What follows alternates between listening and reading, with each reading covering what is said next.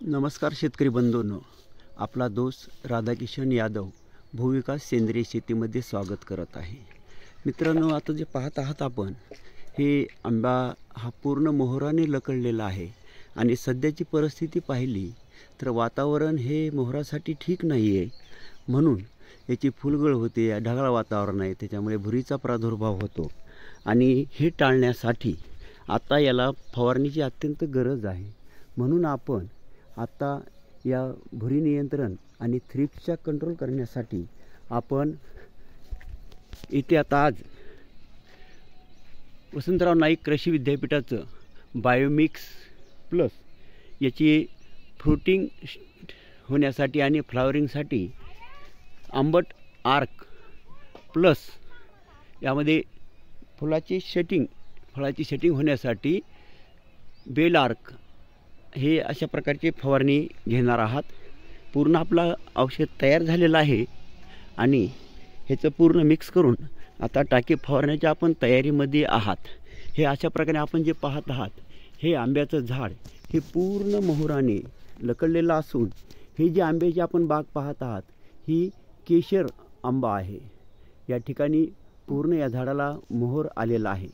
यानंतर असं हेच आपण दुसरं झाड पाहिलं तर या ठिकाणी मोहर आलेला आहे, काही मोहर येत आहे आणि काही मोहर भारामध्ये येण्याच्या स्थितीमध्ये हे झाड आपण पाहत आहात। या ठिकाणी काही झाडांची याच्यामध्ये काही फळांची सेटिंग पण होत आहे। तर ही फळ टिकण्यासाठी आपल्याला फवारणीसाठी अत्यंत गरज आहे। आपण जे पाहतात हे छोटे आंबे या ठिकाणी लागलेले दिसत आहात आणि हे फळगळ होऊ नये म्हणून आपल्याला बेल आर्कची फवारणी अत्यंत महत्त्वाची आहे। तसेच भुरी आणि थ्रिप्स यांच्या नियंत्रणासाठी बायोमिक्स पण घेत आहोत।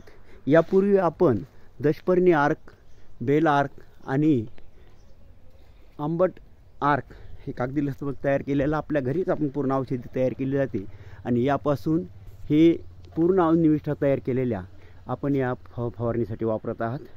या ठिकाणी जे आपण पाहत आहात आंब्याची बाग आहे, हे बाग आता मोहराने भरत आहे आणि काही आणखी मोहर यायची राहिलेली झाडं आहेत, त्यांना पण सर्व झाडांना आपण आज फवारणी करून घेत आहात। हे जर पाहिलं तर या ठिकाणी आपल्या छोटे आंबे हे तयार होत असलेले दिसत आहात। अतिशय सुंदर वस्या याला मोहर आलेला आहे आणि या मोहर आल्याच्या नंतर याची फळझाड गळ होऊ नये यासाठी आपण हे फवारणी घेणं अत्यंत गरजेचं आहे। असेच मित्रांनो, अनेक प्रकारचे आपल्याकडे असेच फळबागेचे असेल तर सर्वांनी आंब्याला फवारणी करून घ्यावी। जे जैविक पद्धतीनं जे नियंत्रण करतात, जे सेंद्रिय शेती करतात, त्यांनी वसंतराव नाईक कृषी विद्यापीठाचं बायोमिक्स किंवा आपण घरी तयार केलेलं दशपर्णी आर्क, आंबट आर्क आणि बेल आर्क, त्याबरोबर जर गुळवेल आर्क जर वापरला तर यामध्ये भुरीचं नियंत्रण अतिशय चांगल्या प्रकारे होत असतं। आणि ज्यांना रासायनिक पद्धतीने करायचं आहे त्यांनी एखादं बुरशीनाशक आणि थ्रिप्स कंट्रोल करण्यासाठी हे कीटकनाशक घेणं आवश्यक आहे।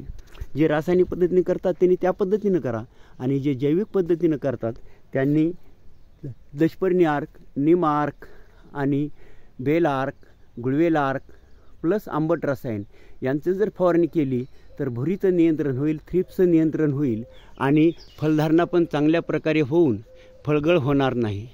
तर मित्रांनो, पुनश्च आपणास भूविकास सेंद्रिय शेतीमध्ये स्वागत करतो आणि सांगितलेले उपाय आपण सर्वांनी करावेत आणि करताल अशी अपेक्षा व्यक्त करतो। जय जवान, जय किसान, जय विज्ञान।